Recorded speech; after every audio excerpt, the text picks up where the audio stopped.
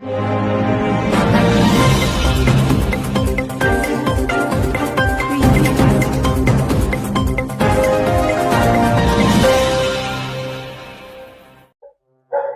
जज ने जिला सैनिक कल्याण बोर्ड से लीगल एंड क्लिनिका के उद्घाटन। प्रबंध संपादक अजय कुमार उपाध्याय की खास रिपोर्ट।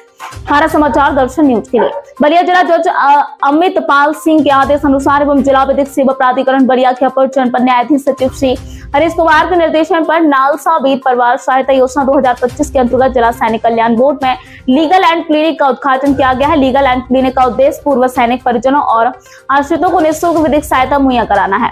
जिला विधिक सेवा प्राधिकरण बलिया के पैनल अधिवक्ता और पराविधिक स्वयंसेवक पीएलवी एवं दायित्व का निर्वहन करेंगे। इस मौके पर संजय सिंह पैनल अधिवक्ता, राजीव शास्त्री एवं विजय शंकर सिंह पीएलवी जिला सैनिक कल्याण बोर्ड अधीक्षक एवं वे कमांडर श्री नरेंद्र कुमार सिंह, श्याम नारायण यादव आदि लोग उपस्थित हुए हैं। सर, जिले में बाढ़ की स्थिति क्या है? कितने घर विलीन हो चुके हैं? कितनी आबादी विलीन हो चुकी है?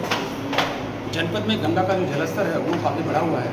डेंजर लेवल से लगभग 2 मीटर ऊपर गंगा प्रभावित हो रही है और HFN जो है हाई फ्लड लेवल उससे लगभग 80 सेंटीमीटर नीचे है।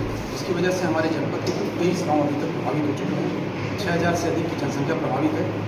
जो हमारे गांव प्रभावित है उन सब गांव में हमारी टीमें इस समय एक्टिव हैं। हम बाढ़ राहत केंद्र और बाढ़ चौकियों के माध्यम से लगातार इन सभी प्रभावित परिवारों तक पहुँचे हुए हैं। बाढ़ राहत जो राशन किट है वो हम लगातार वितरित करा रहे हैं। दोनों टाइम पका पकाया खाना सुबह नाश्ते के साथ वितरित करा रहे हैं।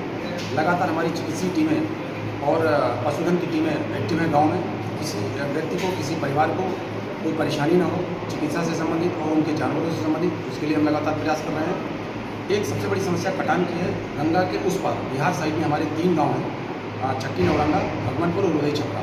इन तीनों गांव में कटान की वजह से समस्या है और अभी तक वहां कटान के कारण 17 घर गंगा में समाहित हो चुके हैं।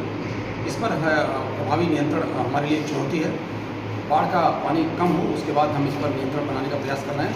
लेकिन इसके अलावा और कहीं हमारे यहाँ कोई समस्या नहीं है। जहाँ जहाँ समस्याएँ हैं उन समस्याओं पर लगातार हम प्रभावी नियंत्रण बनाएंगे। जो कटान हो चुके हैं उनको मुआवजा की राशि कैसे, कितने? लगातार किसी का कोई भी नुकसान हो रहा है, पहली बात तो हम कोशिश कर रहे हैं कि नुकसान कम से कम हो, बट अगर किसी का भी नुकसान हो रहा है तो हम लगातार अनुग्रह अनुदान, गृह अनुदान या जो भी सहायता शासन की ओर से निर्धारित है उसको हम देने का प्रयास कर रहे हैं।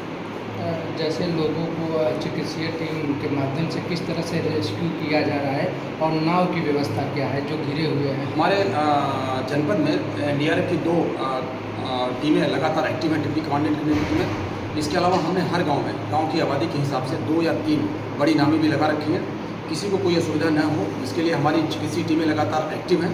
हर गाँव में कैंप करा रहे हैं, निःशुल्क दवाओं का वितरण करा रहे हैं। अगर छोटे मोटे इलाज की ज़रूरत है तो बाहर भेज करके उनका इलाज कराएंगे। एम्बुलेंस भी हमारी बाहर जहाँ सड़क मार्ग जहाँ तक फंक्शनल है उसको एक्टिव कराए हुए हैं। साथ ही साथ अगर किसी का घर गिर गया, जैसे किसी का घर गिरा हुआ है तो जितनी मैक्सिमम सहायता है, जैसे नगरा में 17 घर विलीन हुए हैं तो हम हर घर के हिसाब से 1,20,000 जो सरकारी सहायता निर्धारित है उन सबके अकाउंट में हम भेज चुके हैं।